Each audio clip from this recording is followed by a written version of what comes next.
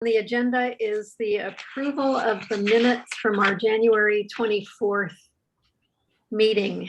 I'm assuming that all of the commission members have received a copy of the minutes and have had an opportunity to review them. I'm hoping there are additions, corrections, or challenges to any of the meeting minutes. This was the January 24th meeting. Yes. On item 6, conflict of interest, my name got dropped out of there. Okay.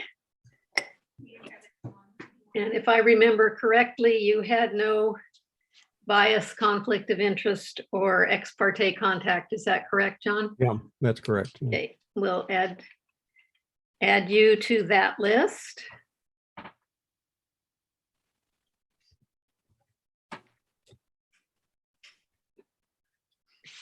Anything else?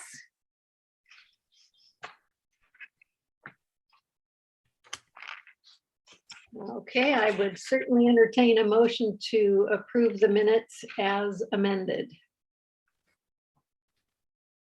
I'll move to approve the minutes from the January 24th Planning Commission meeting as amended. Is there a second? I'll second. I heard Steve. Okay, it's been moved and seconded to approve. Any further discussion? All in favor say aye. Aye. Aye. All opposed say no. Okay, minutes are approved as amended. All in favor say aye. The next item on our agenda is an election. All in favor say aye. Officers. The next item on our agenda, we're supposed to have a chair and a vice chair. And I'm willing to offer myself as chair again this year. And woohoo. And I'm hoping that we'll have a vice chair step forward. I'll be happy to take that role unless anybody else wants to share the duties. Okay, I don't hear anybody. So I don't know if we need to actually vote. I guess we need to move and approve these. So I would entertain a motion to approve the slate as I move the forward. slate of candidates be approved. Okay, is there a second? Second, Was that Phil? it was. Thank you. Any further discussion? All in favor say aye. Aye. Aye. Aye. Okay, Lee, you're on the hook. Okay. All right, great. You're hooked. Thank you. We're hooked. At this point, we like to give an opportunity for the audience to introduce themselves. Let us know briefly if there's anything on their minds before we get the rest of the meeting underway. It would be helpful. I don't know if our system captures everyone's first and last name, but it's good to have that in our records as to who was in attendance at the meeting. So Scott, you want to just do a roll call and ask people to introduce themselves? I can do that. So I'll just go down my list here. Judy Wilson, you're the first one. You should be able to unmute yourself. Well, we have Judy Wilson. She is with the city. John, the guest, please unmute yourself. Oh, that's John. Never mind. Let me get down here.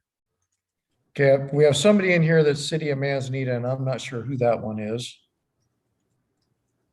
That's me. Is that Layla? Oh, Hi, everybody. Sheila. Okay. Then we have Deb. Hi, Deb Tinnen. Just interested in what you guys are working on today. Thank you. Would you also include whether you're a resident of the city or? Yes, I am. I'm a full-time resident, longtime homeowner here in Manzanita. Thank you. Great, thank you. Kim Rosenberg. Hi there. I live at 280 Edmund Lane and I'm a full-time resident here. Will there be time for public comment after this, or should I say my little thing now? No. If you have something brief to share now, that would be a perfect time to do it.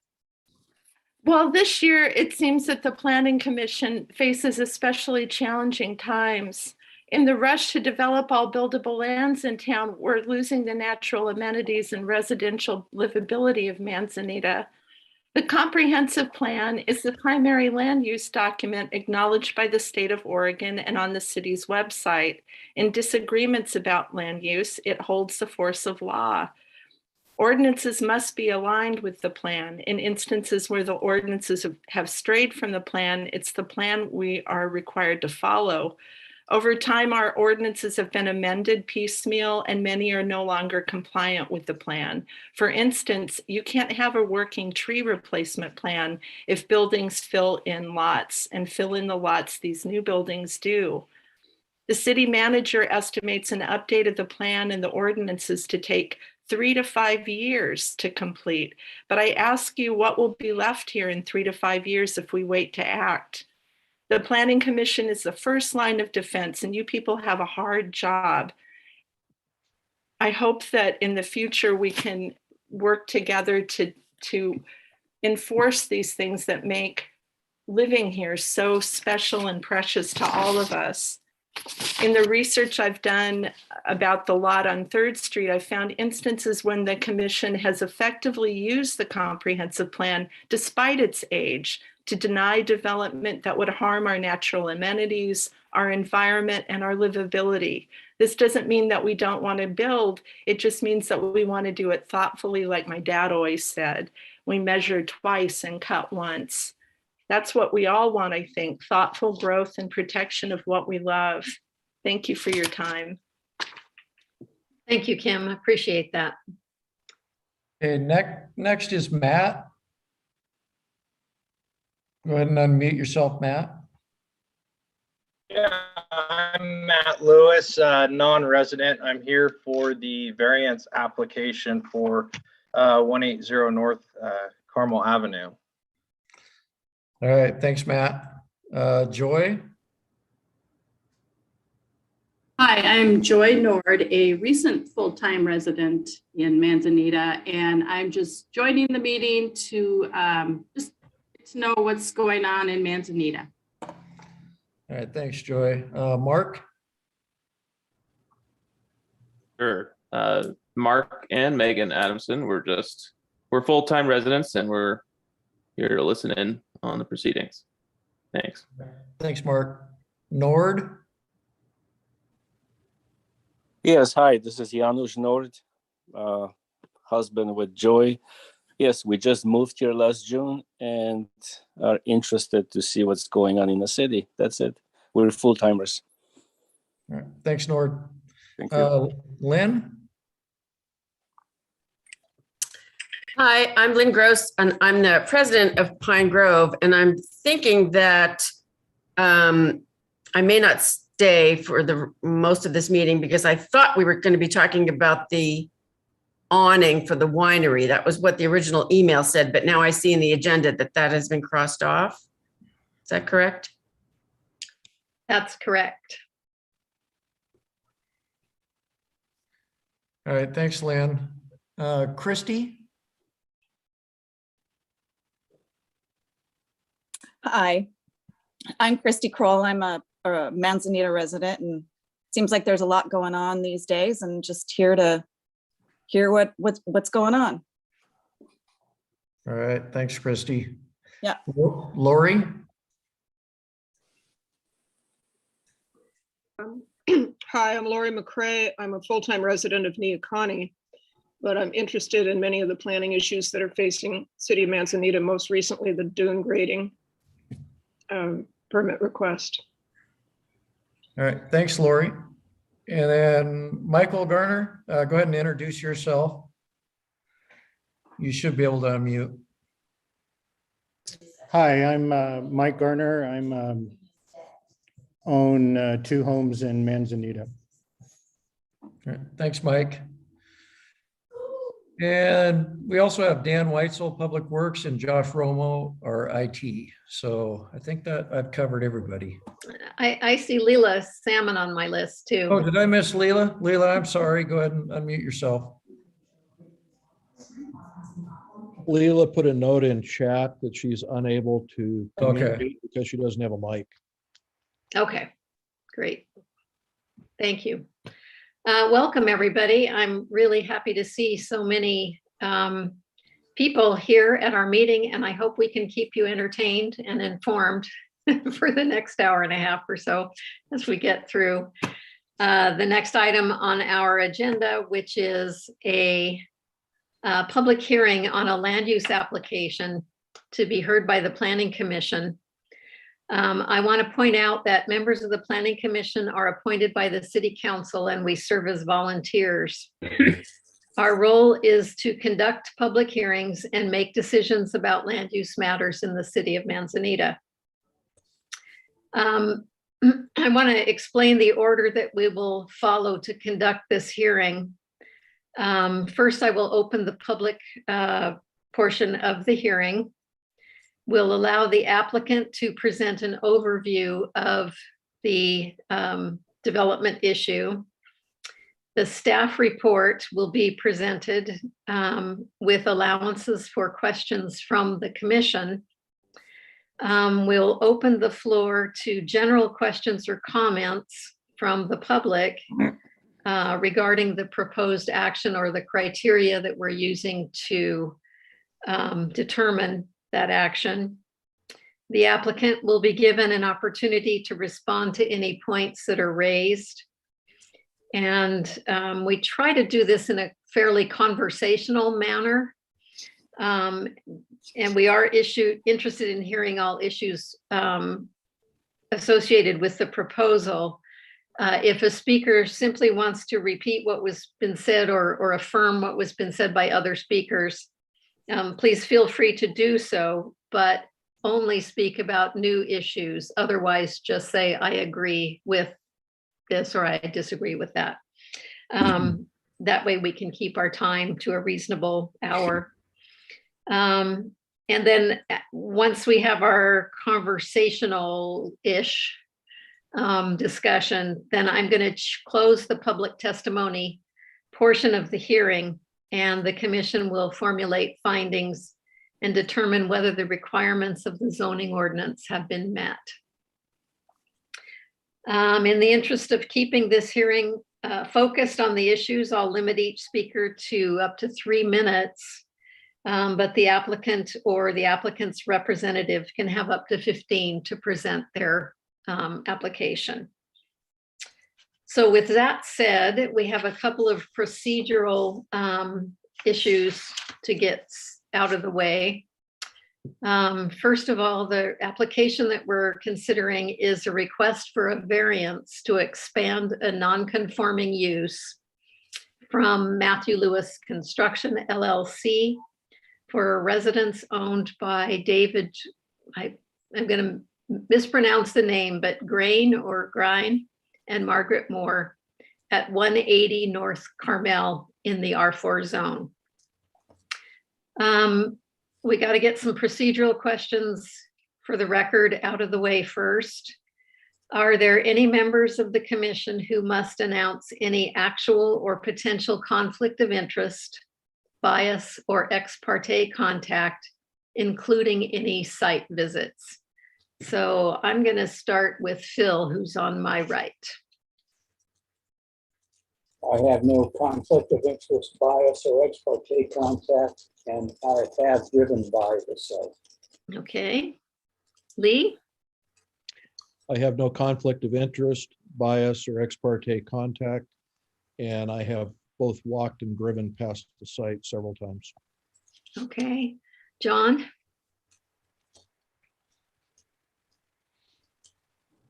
You might need to unmute yourself, John. Sorry about that. No bias, no conflict of interest, and what's the third one? Ex parte contact? No ex parte contact, and I did drive by the site, but from the streets, you really can't see much, so that didn't help. Okay. How about you, Steve? I also been by the site. I agree, John. I looked at, I couldn't see too much from the street. No ex parte contact, no bias, and no conflict. Okay, thank you. Bert, how about you? I have no ex parte contact. I have no prejudice regarding the application. No bias. I have visited the site via a drive-by, and I also didn't see very much. Okay. As for me, I have no conflict of interest, no bias, no ex parte contact, except I did actually poke around the site. I went through the gate today, so apologies to the owners, but I did want to take a look at what was happening back there. Does any member of the commission wish to challenge the right of, does any member of the audience wish to challenge the right of any member of the commission to hear this matter by reason of actual or potential conflict of interest, bias, or ex parte contact? Raise your hands, I guess, would be the way to do that. Karen, I see no hands raised at this time. Okay, thank you, Scott. So hearing none, I'm going to assume there is no challenge. Okay, would the applicant please give an overview of this variance proposal to the commission? Thank you for your time. So the property, obviously, as you guys have said, it's hard to see from the street. What has happened is the northeast corner of this building, which we were unaware of, encroaches on the setback by 2 feet. The northeast corner, we raised the wall height approximately 5.5 feet to add an egress window, and also change the wall from 2x4 to 2x6 to accommodate for Oregon Energy Code. It's just the northeast corner, and it's 2 feet of it encroaches on the 10-foot setback requirement, which makes it non-conforming. Again, this was information that the architect had inputted incorrectly and had it at 10 feet, when in all reality, it appears to be at 8 feet. Overall, it's just increased the wall height and changed the roof pitch by 5.5, which has allowed us to add an egress window to the gable end wall on the east side of the house. Okay. Thank you for that. Walt, would you present your report on this proposal?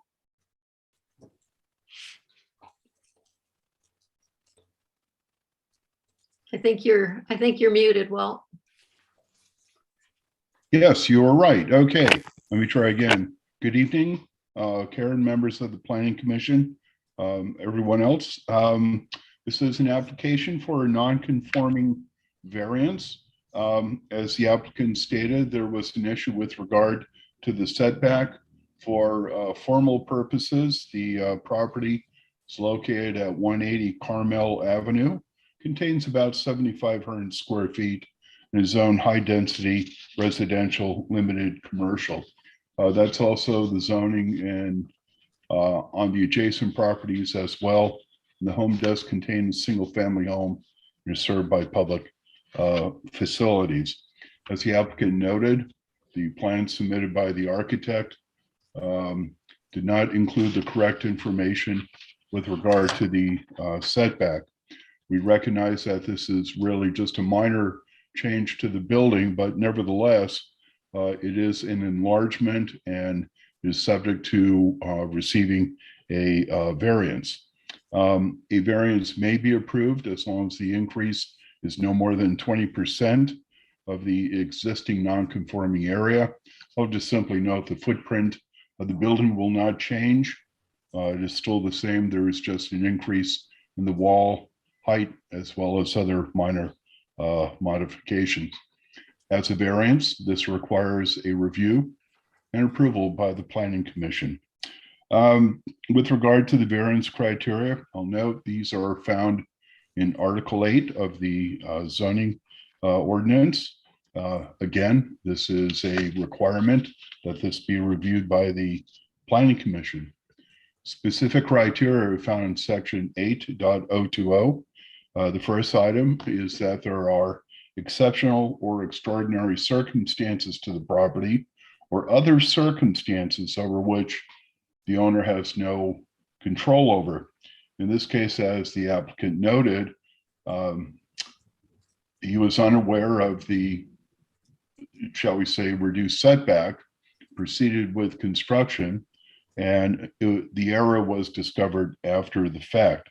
Again, this is something that the contractor, in this case, had no control over.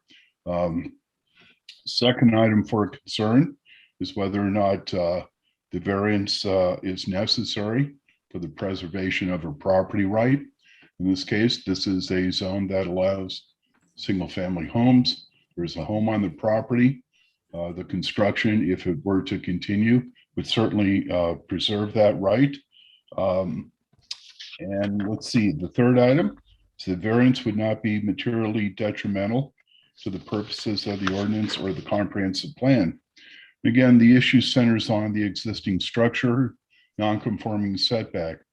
Nothing in the expansion appears to violate any other setback, height, or other development standard.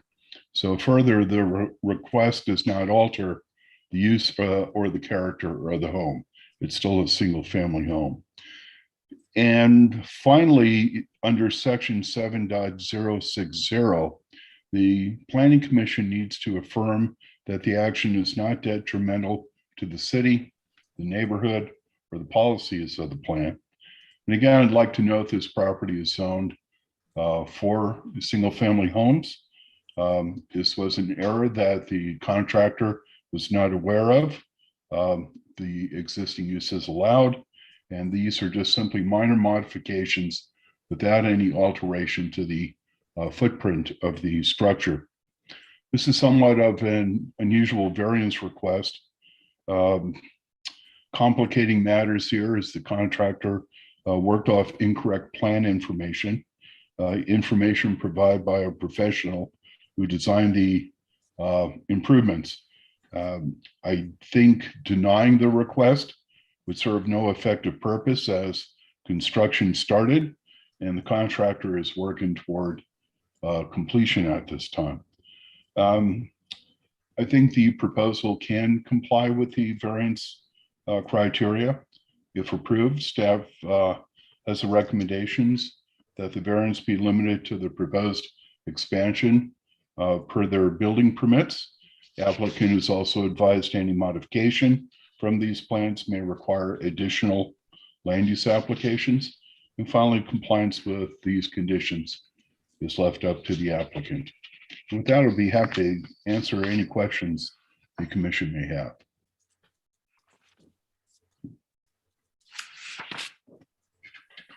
I've Okay. got one. Oh, go ahead, Karen. No, please. I was just going to call for questions. Go ahead, John. On the wall height, we're talking about the height of the north wall of the house. Is that correct? It is on the east wall. Scott, correct? That would be on the northeast wall that was raised, and the north wall was raised up, the whole wall. Effectively, it changed the gable end of the roof. And I can let Matt, if you'd like to kind of explain that a little more.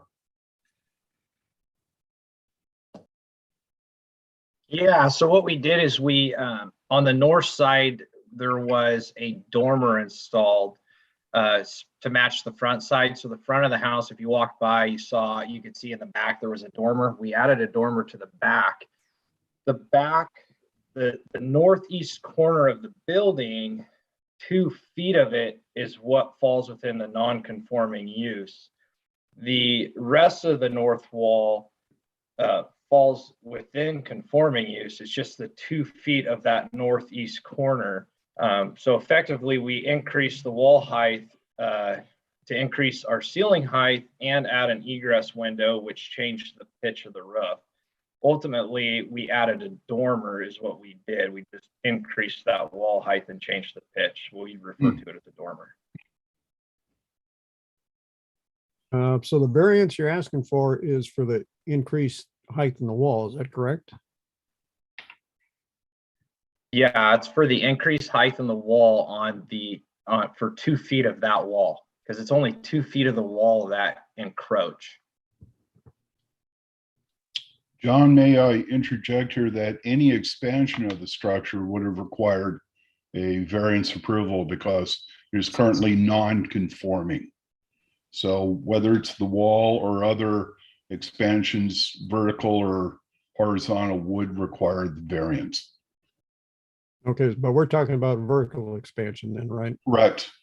Okay, that's what I was trying to pin down. So I just want to double pin that down, that the building foundation already encroached 2 feet into the setback. And you've switched that from a 2x4 wall to a 2x6 wall. So it's now 2 additional inches into the setback. I just want to be clear. Is that correct on that side? No, it's not 2 additional inches. The exterior, the footprint remained the same. There's no expansion on the footprint. The only thing that has changed is that the pitch of the roof and the wall height has increased. The pitch of the roof has changed and the wall height has increased. No additional increase in footprint. Okay, and what is the setback as the building is now on the north side? On the north side of the property, the building meets setback requirements. What is that setback? Do you have that information? Scott, you want to help me there? I think, isn't the north side, Scott, a side yard's 5-foot setback? It's 5 foot. It should be 8 foot because you're over 10 feet tall. And I'd have to pull up the plan to take a look at that. Yeah, I'd like to verify that north side, since that north side wall is also higher than it was before, that it's at least set back.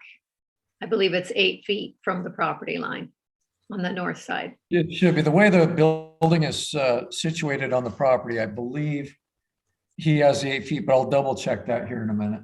Yeah, it looked like it to me when I was walking around back there today. It looked like there was plenty of room, but I just want to verify that so that we can get that in the record so that it's not an additional variance that we're looking at. I also had a question. Is this house a duplex or a single family home? There are 2 addresses on it. I believe it's classified as a duplex, Karen, with the 2 addresses, and they had to attach the 2 structures with a walkway. They are an attached structure, but they're 2 separate addresses. I believe they're a duplex. Okay. Yeah, I'd like to correct that in the staff report then. If that is the case, I believe it says it's a single family home. So noted. Thank you. Okay, duplex. Okay, any other questions from any other commission members? Aaron, I have a question. I'm wondering, have the Indian neighbors had any comments on this application? I have not received any input from the neighbors direct, since we put the application out. It was originally brought to my attention by a neighbor that it was too close to the property line. And that neighbor's not here today. I do not see him in here, no. Okay. And he didn't submit a formal letter to the city or a comment. Okay, thank you. Bert, you have your hand up? Yeah, I have a number of questions here. And I guess the first one is, how did this conforming use before this modification become a non-conforming use? it's a permitted use within the zone, and it was conforming, I presume, before there any modifications to the building were made.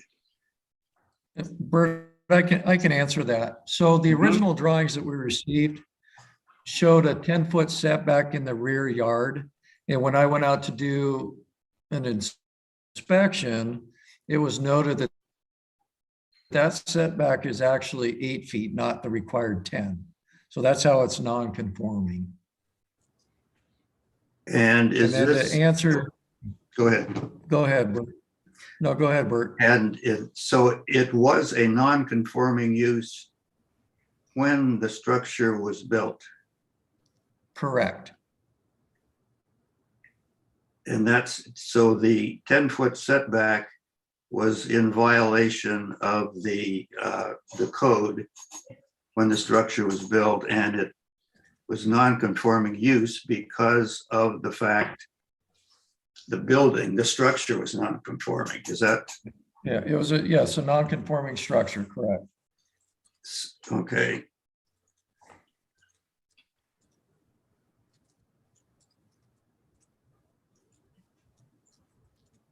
Did you have another question, Bert?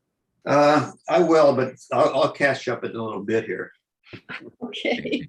Karen, I can answer your question about the north side setback. Uh-huh. They're well outside of the required setback on the north side. It's just the east side that we have an issue with. Okay. Thank you. I appreciate that, Scott. Thank you for checking. Do you know what the number is? Let me measure it real quick. The way it's situated on there, it's at an angle, so. It's greater than 8 feet though. Oh, yeah.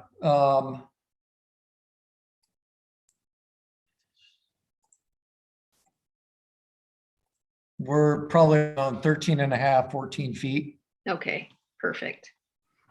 Thank you. Can I follow up on Bert's question to Scott, I Please. guess?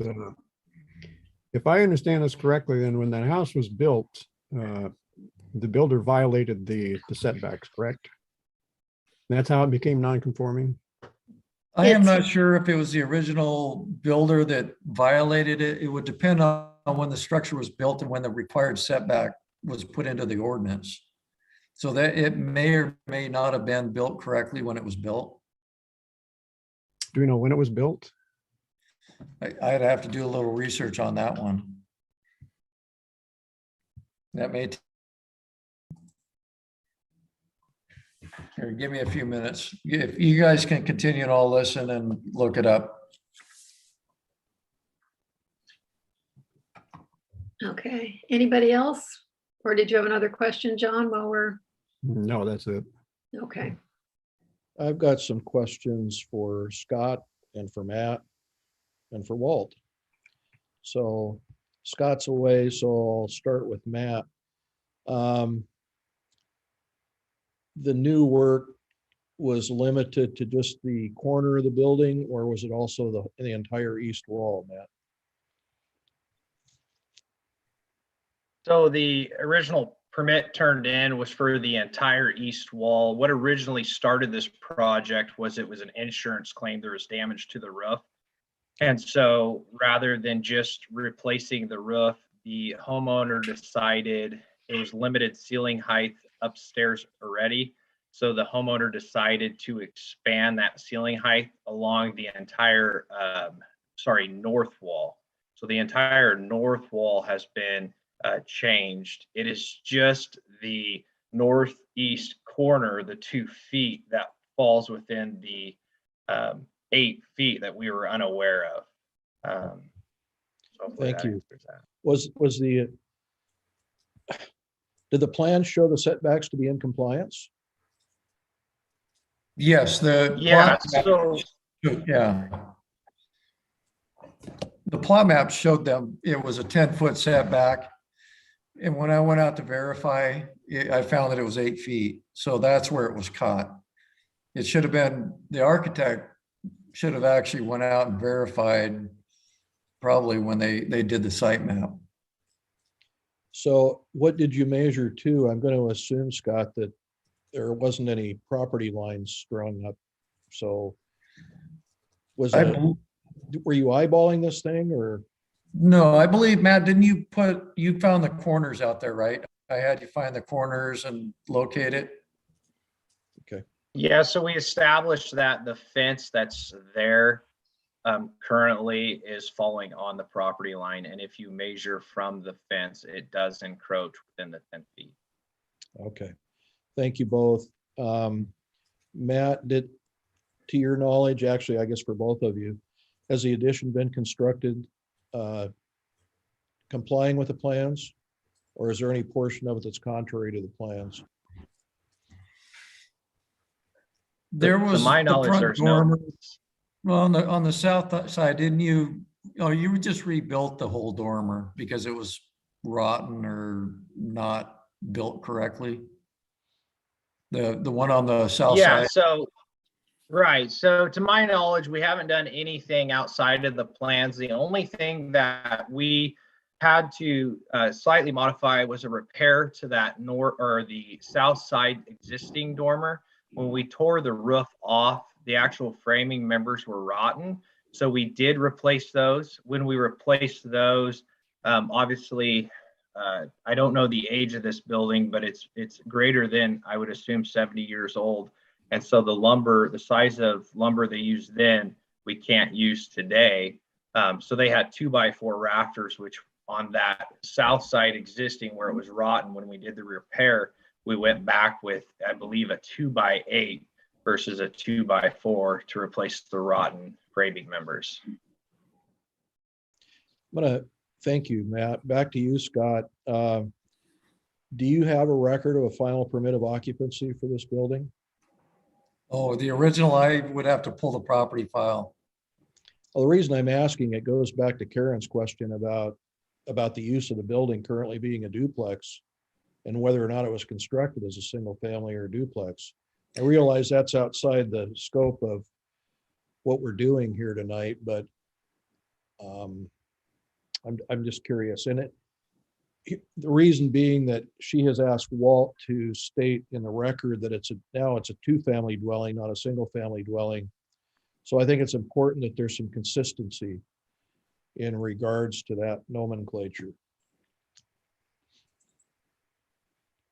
But I'll let you think about that one for a minute. And I'm back to Matt for a moment.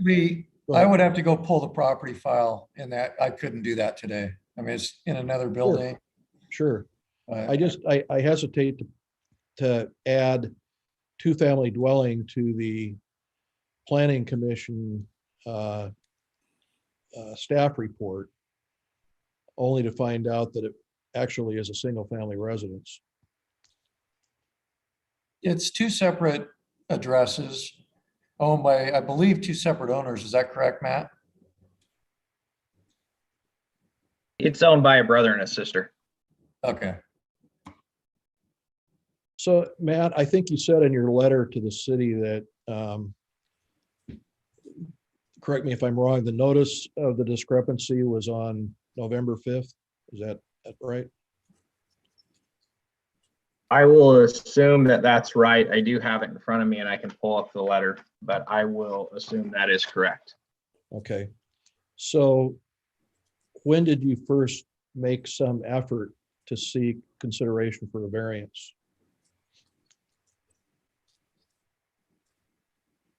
So first, a first approach as a builder is we try to avoid variances to make sure that there was anything that we could fall under to where we wouldn't require one. When it was brought to our attention that it would require a variance, and that's when we went that direction. Okay. And did you continue the construction during that time? We did not continue the construction. What we did continue to do, though, is to waterproof the structure. So at the time it was brought to our attention, I believe the roof was already on it. We were starting the siding. We did continue with the siding, knowing that just the siding portion that if variance isn't approved, that's something that we'd have to remove. But we wanted to contain the integrity of the structure and not allow water to get into it. So that's the only thing we've continued to do is waterproofing the structure. That's a great answer. Thank you. Yeah, Lee, I'd like to add to that, that Matt's been more than cooperative with the whole process. And it took a little bit of time to figure out what we needed to do with this. And that's why now it's before the commission. Thank you, Scott. Is there any way that the egress window could have been code compliant and the wall changed without increasing the encroachment of the setbacks? No, the east end was a gable end wall. And so they effectively took the northeast side of that gable, the north side of the gable, and raised it up to put the window in. Okay. Thank you both. That kind of helps me sort through some of the stuff here. So thank you. Okay. And then Karen, to answer your question, for some reason, this is not showing up on the county records. So I will have to go down and pull the property file to answer the question. Okay, great.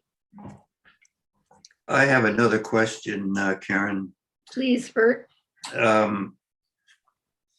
If the, I guess this is a question for Scott, if this had just been a roof repair without any expansion of the interior of the structure, would there have been any need to have any variances?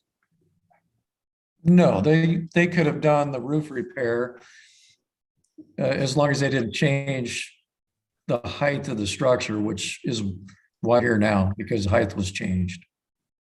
Okay, the height of, so the peak of the roof is higher than it was before? No, the north wall is higher. Just the north wall, the side of the building, okay. Correct.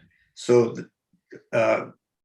so if it had simply been a roof repair without any change to geometry or the shape of the building, then there would be no need for a variance. Correct. The fact that this would have been a non-conforming structure because of the violation of the setback, and therefore a non-conforming use by virtue of the fact that the structure was non-conforming. They could have repaired the roof without changing the dimensions, the height, and not needed a variance. Okay, all right. So is the height of the house on that side still 28 feet or less? Yes, it's less than that. All right. I think Matt said something about the house being approximately 70 years old. Is that building that old or in that vicinity? I would agree with that. It's an old structure. Okay, well then I would guess the setbacks back then were different or maybe didn't even exist. I don't know. I'm assuming that they weren't, it was not a requirement back then. Yeah. Yeah, it's an old house.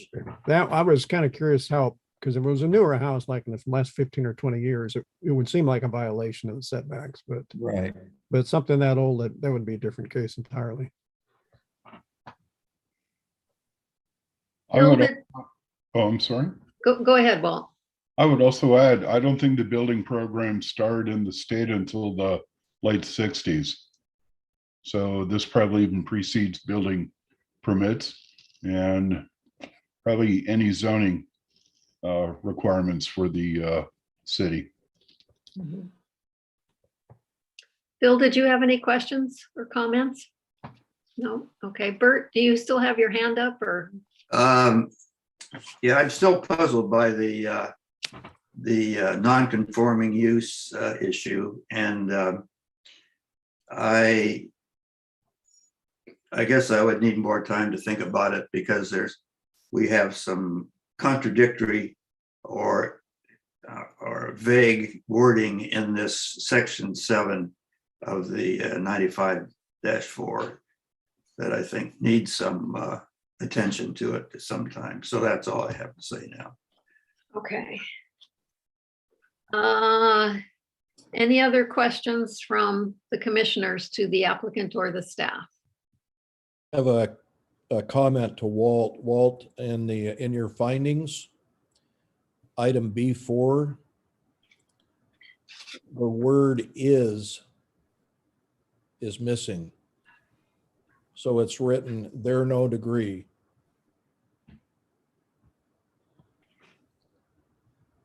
There is no degree of variance.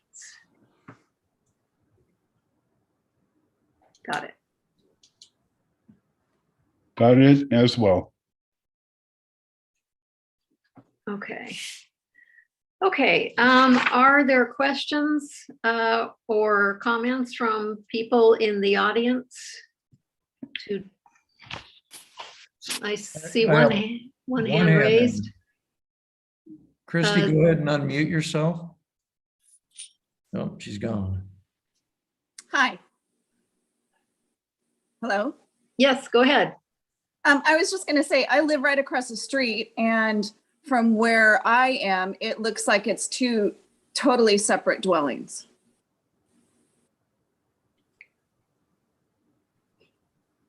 Got it. Okay, any other comments or questions?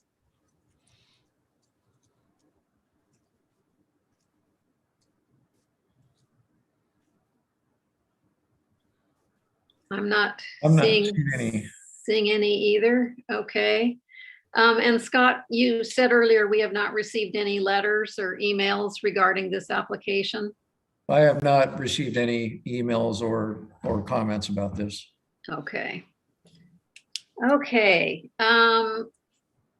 Does the applicant want to respond to any points raised by members of the audience or the commission before we close the public portion of the hearing? No. Okay. Okay, I am going to close the public comment portion of this discussion and will invite discussion by the commission. Commission members may ask questions of the applicant, audience members, or staff, but we are at the point where discussion will be limited primarily to the commission members so that we can formulate our consideration of this application. So I'm just going to open it, throw it open to the commission for comments, ideas, suggestions, requests.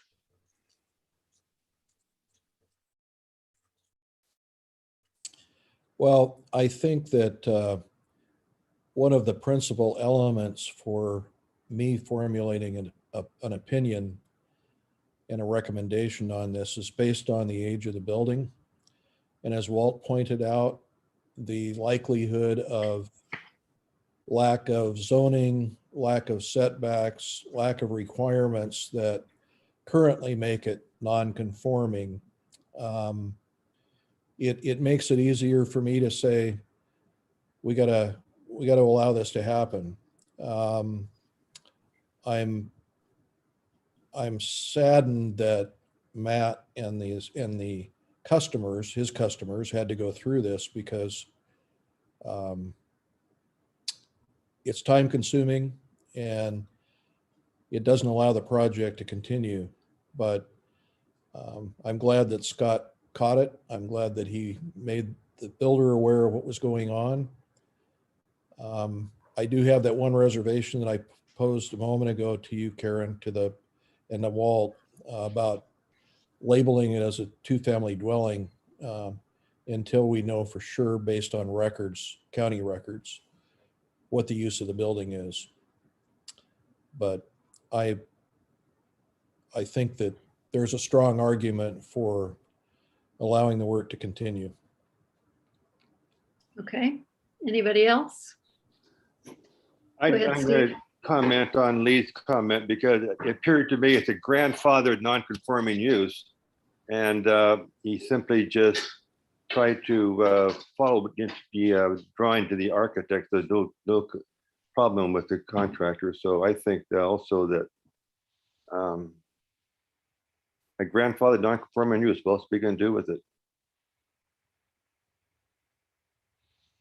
Okay, anybody else? Karen, I agree with the comments that Steve has, with the exception that I guess I'm bothered by the fact that a use can become non-conforming simply because there's some structural change. It's still a residence. A residence is still a permitted use in the R4 zone, and it's therefore a conforming, as far as I'm concerned, the conforming use. And I think the part of section 7 where it says you can have you can make structural changes that don't affect the anything that don't change the nonconformity of the structure.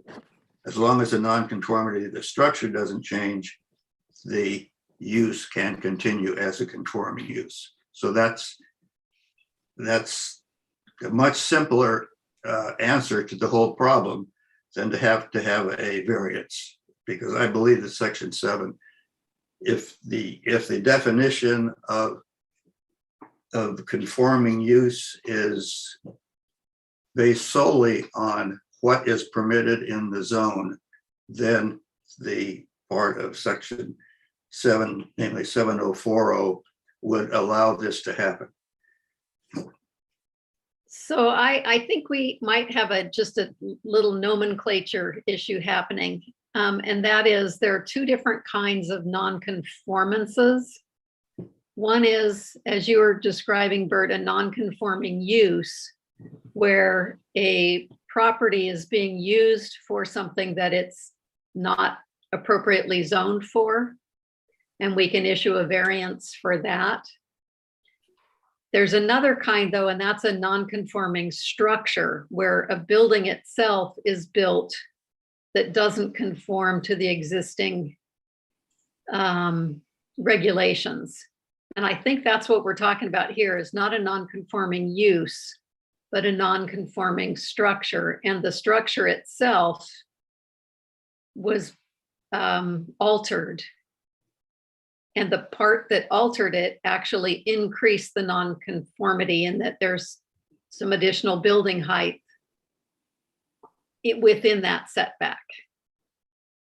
If they had built it exactly, just replaced the roof exactly as it was, I agree, there would be no issue with the non-conforming building or non-conforming structure. But because there's additional building within that setback, I think there is a reason to be here. And so I'm going to add my 2 bits on something else, and that is, I also agree that we should probably approve this request for a variance. The height change on the north side is the biggest issue for me, but because it's still within the building height is within the setback, I think we're okay there. But I am very concerned about bringing an issue like this to the commission after the construction is done. And I don't like the idea that somebody down the road can make a mistake and the buck just gets passed forward. And I'm sure the property owners are really interested in getting this work completed. And I agree with Lee. I'm sorry that it's come to this, but I also am very concerned about sloppy work causing these problems down the road. And because assuming that if we're going to go ahead and approve this variance, that the next sloppy work that comes down the road, the building will be halfway built and it'll be too expensive to tear it back down again. So I just want us to be really careful and thoughtful about how we approach these issues. Hopefully we won't have this problem come up again, but there are certainly a lot of non-conforming structures and a lot of old buildings that we'll be dealing with in the future. So that's my 2 bits. I'll be quiet and let someone else speak. Karen, I've wrestled with that too, because if we approve this, well, I'm concerned about setting a precedent for just the reasons you stated.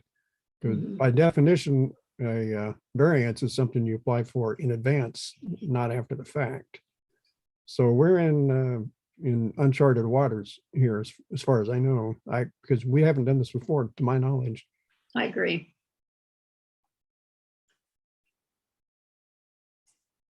I think maybe if we approve it, we add some comment to the fact that this needs to be handled differently in the future on the part of the city.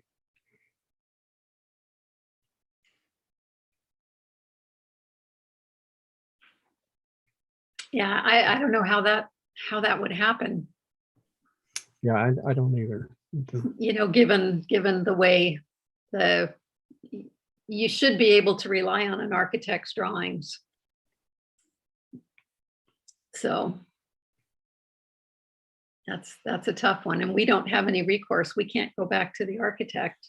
We, you know, as a commission, can't go to the architect, I don't think. And so I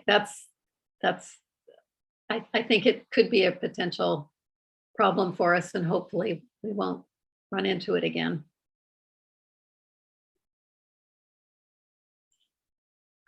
Bill, did you want to add any comments? Or are you still thinking? No, this one has bothered me right from the get-go, and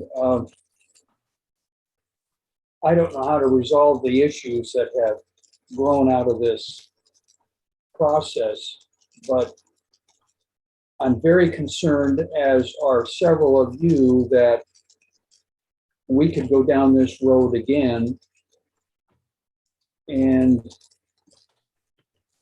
I'd like to, I don't know how we would do it, but I would like to establish some assurances that the architect will actually do his due diligence before he makes a drawing, and we get ourselves in this fiasco again. Yeah. And I won't go any further because I'll get myself into trouble, but I'm very, very discouraged by the fact that the contractor has gotten himself into a mess that he doesn't deserve to be in. The homeowner is hung up with a project that he can't complete. And the city relied on a set of drawings that were not complete and correct. And I don't know how we assure that that doesn't happen again, but I just wish there was something that we could do to reinforce the fact that we are expecting our professional people to rise to the occasion and act accordingly.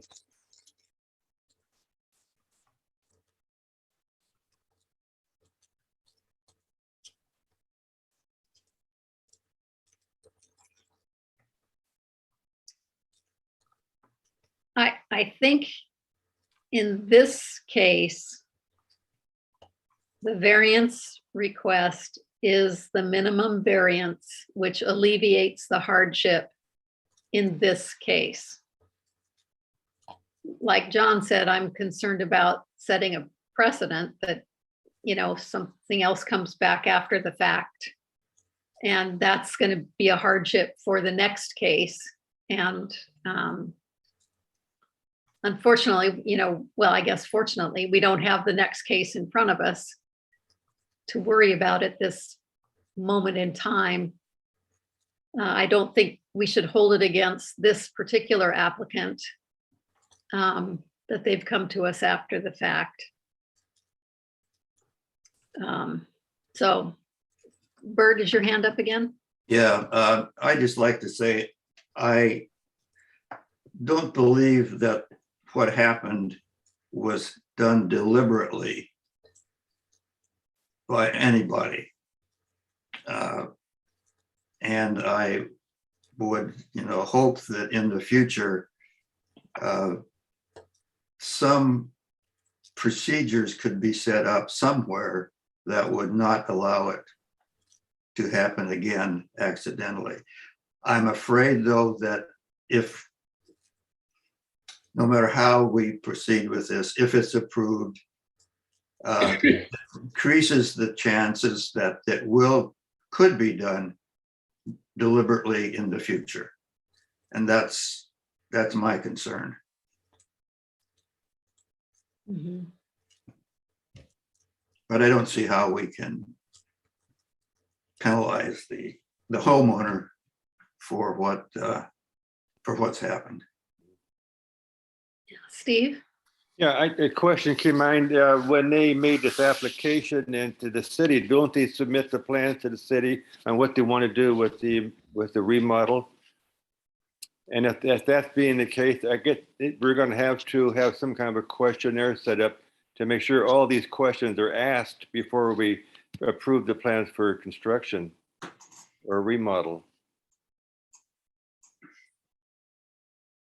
Yeah.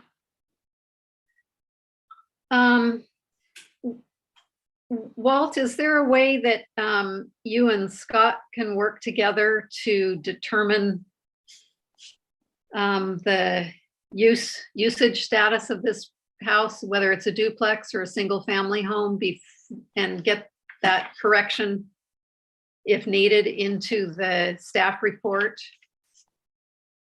Karen, I'll pull the property file and touch base with Walt on that. Judy was able to pull up the property file in the county, and it does show as a duplex, and it two separate addresses, and it built in 1950. Okay, so two separate addresses and probably two service, water and sewer bills and all of that. I'm not sure about that. I'd have to ask Dan on that. Okay. Yeah, I think it would be good to get that corrected before we issue our final order on this. At this point, are we at a point of making a motion to approve or deny this application? And I think that motion would include accepting the staff report. I think we've made one change for sure to it, and a possible change in the single family or duplex. Karen, on the section 4 of Walt's report, item A, he states the variance shall be limited to the proposed expansion of a non-conforming use. We want to change that to non-conforming building, don't we? Yes, non-conforming structure, I think is the way it's. Right. So noted. Okay. Any other? Bert, did you want to have any comments or changes to the section 7060? Not at this Article time. C. I think that's a measure 56 problem down the road. Okay, I see. I got it.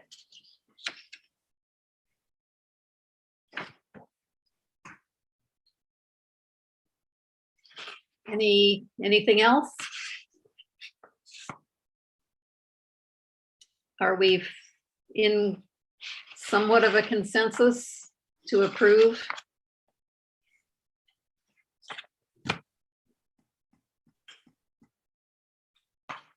Aaron, I'm going to go ahead and move to approve the staff report on the property at 180 Carmel, and to accept the variance as proposed.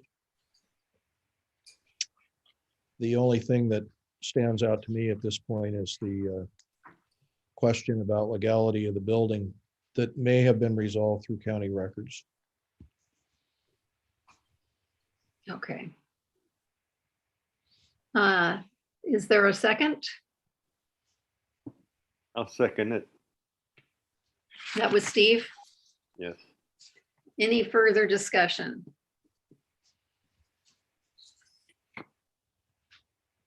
Hearing none, all in favor? Say aye. Aye. Aye. Any opposed? Okay, the motion carries. So it looks like we'll have an revised couple revisions to the staff report. It looks like we'll have the city prepare an order that adopts the findings and conditions in the staff report and approves the request for a variance. Any other comments on that? Okay, congratulations. Building can proceed. Unless Scott finds something else. Okay, go back to the agenda here. So that hearing is closed. It's worth a point of general updates on our agenda. Layla or Scott, do you have any items for us in our March meeting? Let Scott answer that. I've got 2 scheduled for March. And then right now I've got April, May, and June filled. Okay. 2 hearings. Well, I've got, 2 for March and then 1 for April, 1 for May, and 1 for June. Okay. And does anybody have the date of our March meeting in front of March you? 21st. March 21st. Okay, I am out of town on that day. Will anyone else be unavailable at this point? Just want to make sure that we have a quorum. Sounds like we should be okay. I believe Jenna will be available for that meeting as well. Anything else coming down the pike that we need to be aware of? I think that's it for now. Is that enough? That's plenty. That is plenty. Okay, I guess I still need to get in touch with the with city. I don't know whether I should talk to you, Layla, or to Walt about the proposed about all the work that we did on ADUs earlier last year. We need to get that formulated as part of our ordinance review going forward and get some language behind that, I think. And I know I was going to ask a question about moving forward on the city's vision plan, comprehensive plan review, and ordinances to follow after that. Do we have anything tentatively scheduled or? Nothing scheduled. I'm anticipating starting kind of the kickoff for the visioning after the budget's adopted. So probably June. And then the tentative plan is to be ready to kick off the comp plan starting next fall so that we can apply for the. So a lot of work coming up, but right now the focus for us is primarily on budget and some other items. But I would like to have a follow-up conversation with you, Karen, about the ADUs. Okay. You and I should have that chat. Yeah. Okay. Great. Okay. And you have nothing else to add, Layla? Not at this time, no. Okay. Well, if that is the case, then I would entertain a motion to adjourn. I move that the meeting be adjourned. Okay, and I don't even think we need a second, but I'll take one if there is one. I'll second. All right, thank you, John. All in favor, aye? Aye. Aye. Okay, thank you all very much. Thank you, a special thanks to all the members of the public that were here today. I'm really happy to see more public participation in these meetings. As we know, it's important to how we move forward together. So thank you. Bye, everybody.